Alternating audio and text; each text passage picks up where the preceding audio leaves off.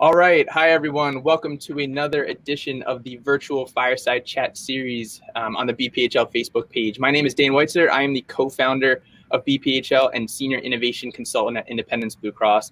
And today, in honor of Men's Health Awareness Month, we're going to be talking about men's emotional well-being. So today, I'm super excited to share this chat with some amazing people who are advocating for mental health every day in their day-to-days. So thank you so much for doing this. It's actually the first time we've done multiple people talking at the same time. So this is super exciting to do. I'm really excited to get into it. So can each of you tell us a little bit about yourselves and how you're involved in improving access and spreading awareness for mental health? Let's start with you, Flynn. Sure. Hey, my name's Flynn. I have been a school counselor in the school district of Philadelphia for a few years now. I also have a private practice where I work with people doing therapy. I'm really interested in mental health being sort of on a point on a spectrum of different systems. So how a person's mental health is reflective of things like cell systems all the way up to social systems, and sort of working with a person in their engagement with those levels of systems in order to sort of help them access what we call mental health, like joy, excitement, vitality, a sense of life and liveliness. So working with people every day in my private practice, I'm developing a course in the intersection of wellness and mental health that I'll be rolling out, like an online course, producing content, writing, speaking about it as often as possible. Yeah. Awesome. No, it's great. Thank you.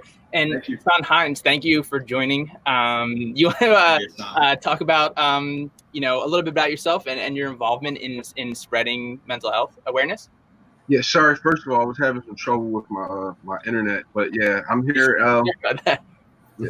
So my name is Easton Hinds. I'm the president and founder of My Brother's Keeper Cares. It's a nonprofit that I started in memory of my younger brother. My brother, Atif Hinds, actually died from suicide in 2007. So I started an organization to try to help other people who may be dealing with the types of issues that my brother died from, but then also the types of issues that I actually suffer from with having mental health issues, depression, all types of things after his death, but then also response to the other things that I went through in my life that had nothing to do with my brother. So I started a nonprofit that helps other people in my community. We actually just became a fully recognized nonprofit in April of this year. Nice. Thank you. Yeah, that's amazing. Well, thank you. Councilmember Green, would you like to share about yourself? Yes, hi, Derek Green, at-large member City Council right here in Philadelphia. It's a pleasure to be on this panel with everyone here talking about a topic that we often don't talk about. We just went through Father's Day last week, but we don't talk about the challenges that men have in dealing with mental health issues. For me, as an at-large member of council, I serve on the Public Health Human Services Committee. I also have a child that has a learning difference called autism. And so I'm often dealing with the intersection of behavioral health and public health, but also trying to be a better advocate for mental health, because it's something that is really a challenge. A lot of the issues I deal with from a constituent perspective deal with either financial challenges or other dynamics, but often there's an underlying perspective of mental health that is often not discussed, especially among men.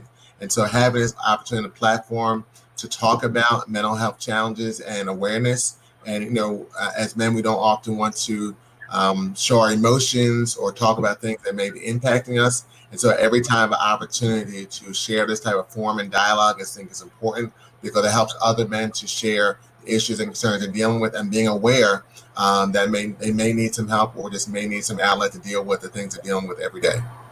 Definitely. No, appreciate that. Definitely. And lastly, Chris Millar, would you like to, introduce yourself? Absolutely. Thanks, Dan, for putting this together. Obviously an important topic, and excited to be a part of this panel. So my name is Chris Millar. I'm the CEO and co-founder of NeuroFlow. Before getting involved in the digital health space, I served in the Army. So I was a field artillery officer. We deployed overseas, and in that world and vein, as it relates to mental health. had a number of friends and colleagues and soldiers that were in my units that, struggled with various things, myself included, sleep issues, anxiety, and tragically, know a few people that succumbed to depression or PTSD and lost their lives to suicide. So it's a personal connection I have, and it's really our mission at NeuroFlow is to help improve access to mental health care, but engagement with that care and a variety of levels of care so that patients can get the appropriate type of care in a private setting and feel comfortable doing that, and then provide data outcomes to providers like Flynn so that they can be a more precise resource to patients when they need it the most. So an honor to be here and proud to be based in Philadelphia. Awesome. It's great. And I'm so excited to have all you on this panel because you're coming at it from different perspectives. And I think that that's great to hear all those different perspectives. So, start right off the bat. Do you think men are less likely to talk about their mental health? And this is meant to be, a roundtable discussion, so we can all go in. But let's start with Hassan. What do you think? Yes, I do. I think that they're less likely.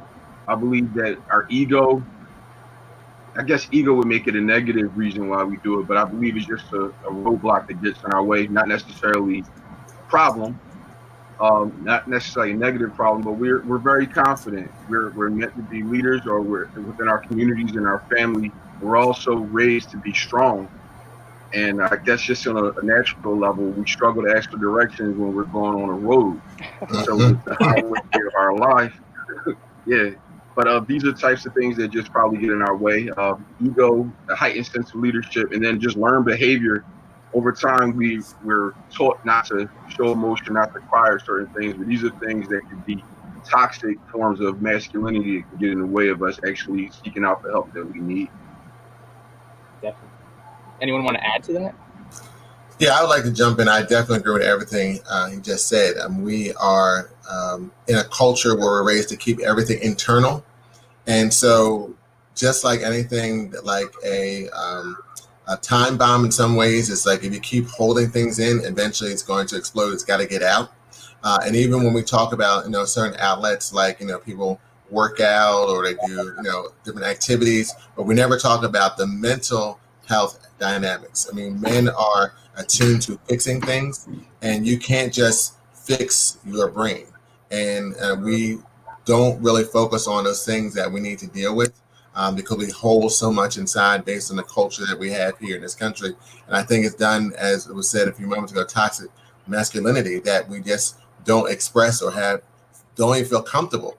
And the challenge is that we are in groups of other men, and sometimes we want to share, but we're afraid to say, well, this is how I'm feeling. If I say a certain thing, how is my friend going to treat me going forward? Is this going to change the nature of our relationship going forward? So you could be a situation of 2 or 3 friends all dealing with somewhat similar perspectives, but each one afraid to share how they really feel. And so we continue to suffer in silence, which then can become much more negative, like the depression that Chris was talking about as well. Yeah, I mean, I think both of those points are, both of what you guys said, you're making great points.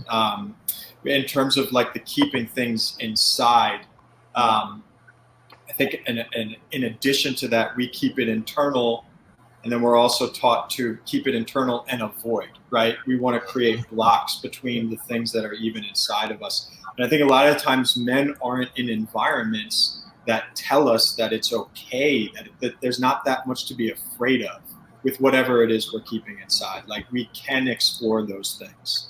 I don't think we've been given a lot of those environments in which that's okay, or we're told that's okay. Yeah. What about you, Chris? I mean, coming from the Army, you have a different perspective on that as well. Yeah, I think a lot of it is because just a lack of understanding, right? For the longest time, it's been, I think the stereotype is if I'm going to go see a therapist, I'm going to be laying on some leather couch in some dude's office that has a beard and glasses on. Nothing wrong with beard. I just grew a beard. So. That's pretty funny. I guess the the stereotype is, you have something wrong with you that is not able to have an improvement, and because I don't understand it, I'm scared of it, and because I'm scared of it, I'm not going to ever talk about it. And I think, finally, we're starting to understand mental health as it relates to physical health, right? For the longest time, it's always been, I'm going to go to Jefferson Health or Penn Health to get my physical conditions taken care of. And then I'm going to go to a psychologist who's not even in the same building, not even in the same insurance network, and get my mental health treated. And finally today, and in the Army, they were especially recognizing this by embedding behavioral health specialists in the units, that one is related to the other. And when you're depressed, you might have worse physical health outcomes, and vice versa. When you're in chronic pain every day, for example, it stands to reason that you're not going to sleep as well. You're going to be depressed, and there's that kind of this cyclic effect. So I think the more that we understand that, and we appreciate those connections, the more we're likely to recognize that, okay, we can improve, we can get better, and then seek out the requisite help. No, definitely. And that's actually a great segue into the next question. So I'm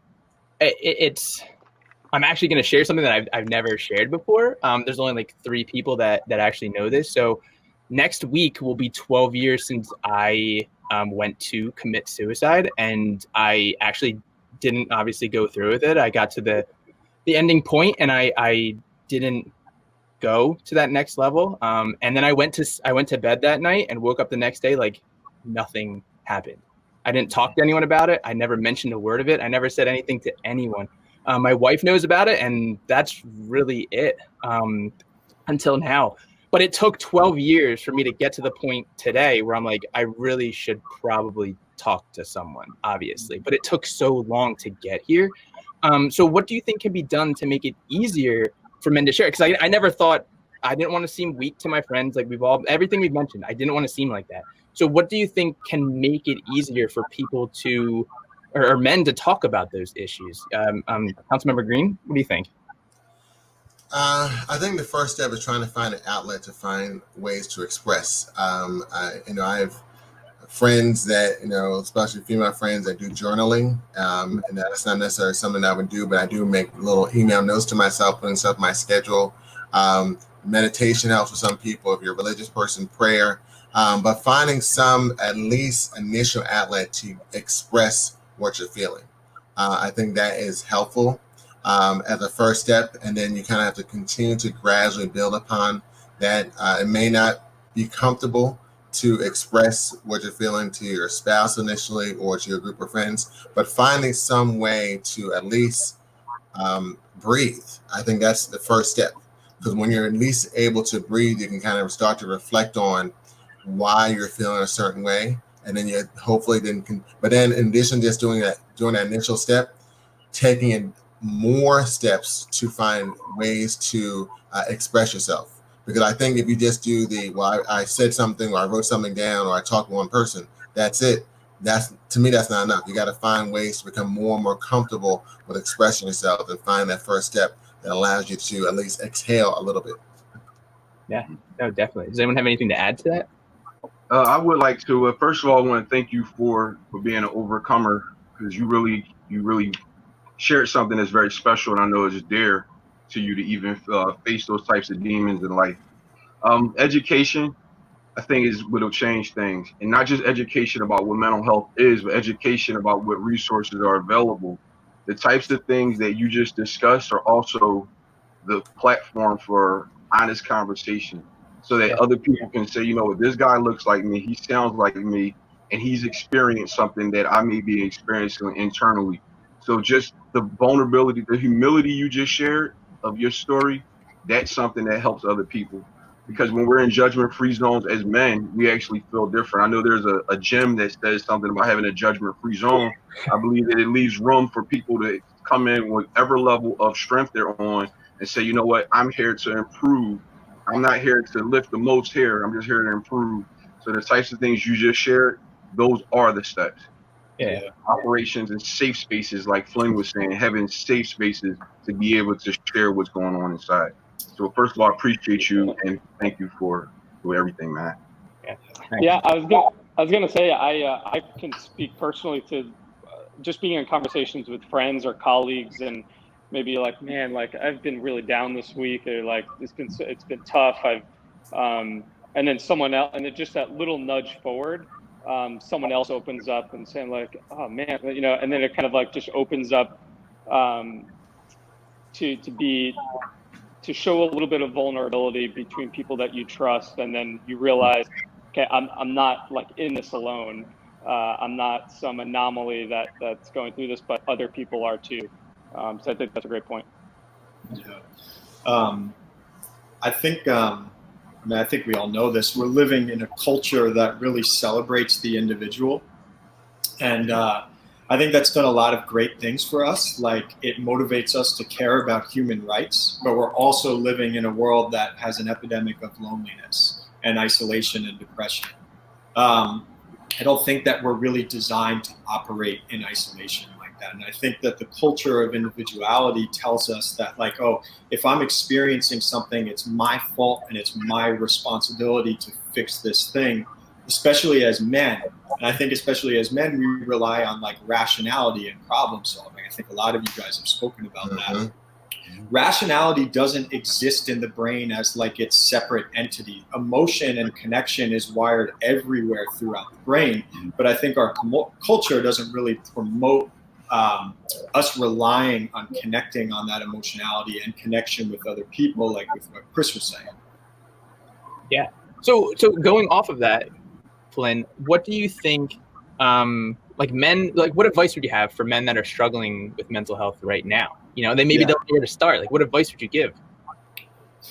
I would say to first get rid of the myth that like rationality exists and is the solution, that individuality is the solution. The solution is connection.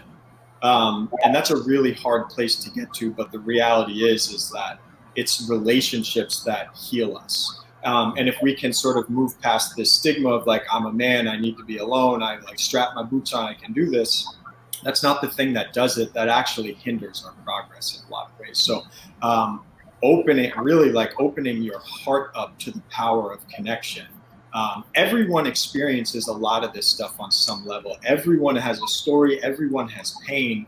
And you can really start by, if you're experiencing something, asking someone about it. Most people want the opportunity to speak about their experience. So if you hold a space for someone else to speak about their experience, you can then share your experience. No, totally. And even, I don't know if anyone else has anything to add to this. I'm thinking of the flip side as well. So for like the family member, the friend that might be seeing that someone's having these issues, but doesn't know how to maybe broach that subject. I don't know if anyone has any tips for people that can go and do that. I've had that instance myself where I've seen a friend, I'm like, I don't even know how to start this conversation because we've never talked about those things. I've talked about those things with maybe like my female friends, but I've never thought about talking about that with like a male friend. So I don't know, Chris, do you have any insight in that? And obviously anyone can chime in on this as well. Yeah, I mean, I think we were taught to do this a lot in the Army, and actually at Neuroflow as a company, we've taken mental health first aid classes. Where Wow. Pro tip to anybody out there, it's a free resource that you could sign up for. He's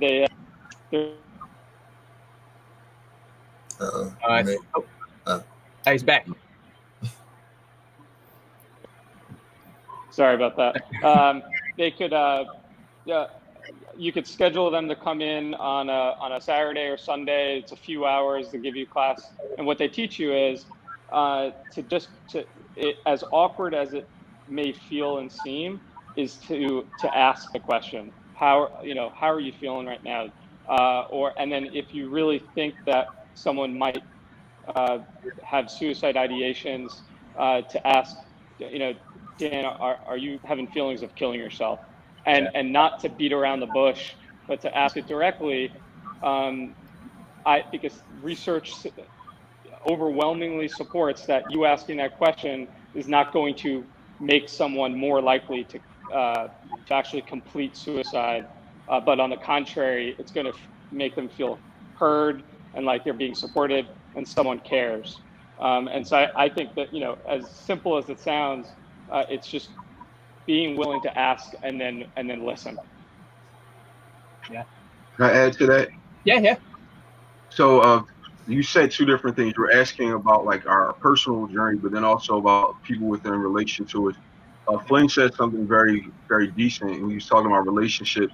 Often, what I've found in my experience is that men, the scars from relationships actually impact their mental health in a particular way. If they're going through a breakup or the loss of finances, their relationship to things or people, when it happens, they wind up in a very, very significant place of just loss, despair, grief.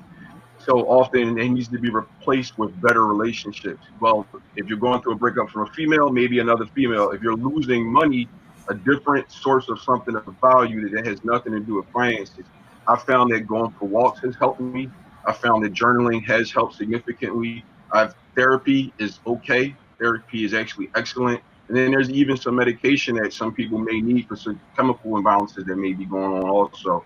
And then if there's people who you're recognizing a problem with, not being afraid to ask the tough questions, particularly if it's suicide. If you think someone is changing their behavior and showing something abnormal, it's okay to actually ask them, are you having thoughts of self-harm? And if someone is, they'll actually answer that truthfully. And I know that because I was in that place and someone took the time to ask that. And as I answered that, it gave them a window to actually step in and help in ways that I didn't know that I needed help. That's amazing. Thank you for sharing.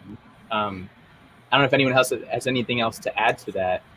Yeah, I just want to follow in. So I think everyone made great comments, but in the odd sense, we kind of, as groups of men, we kind of provide therapy in an indirect way. Like we'll share each other's experiences in reference to a loss of a job or dealing with a situation with the spouse, and so we'll share, but we won't take that next step of asking how are you dealing with that. So we'll vent about different things, like over a beer, or over a game, or some activity. And so we'll vent about different things like, oh, my boss is doing this, or my spouse is doing that, or my kids are doing this. But we won't take that next step of saying, how is it affecting you? Sure. We vent. So we're kind of doing therapy indirectly. And I think we take the perspective that because we're all venting about shared experiences, that was like, oh, yeah, I can relate because my XYZ did the same thing, or I just went through that same situation a month ago. Or we're all dealing with COVID-19 and the stress of working and being in the same home 24/7.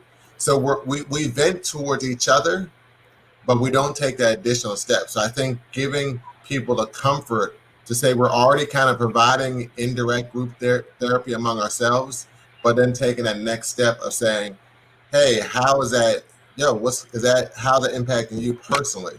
Which is, I think, is that step that could make it easier for us to talk about how our emotions, our mental health, because we've already started to vent about our shared experiences. But I think that next step to allow us to get a little more personal, that could actually really help some more healing.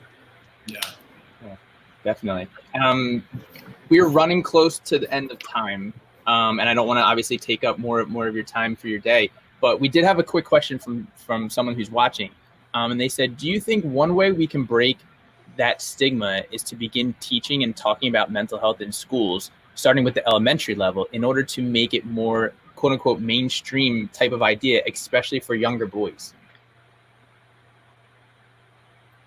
I'll answer that. I believe absolutely. I know that mentorship is one thing that we're often brought into the schools to help people, but I believe if it's a part of the curriculum, it could be very impactful, so that it's more normal when people get to be adults. They're not thinking the terms shrink or you're cuckoo or types of things that are negative. They're actually realizing, like, I've been taught to go to the doctor when I'm not feeling well. I've been taught to express myself when something feels uncomfortable for me.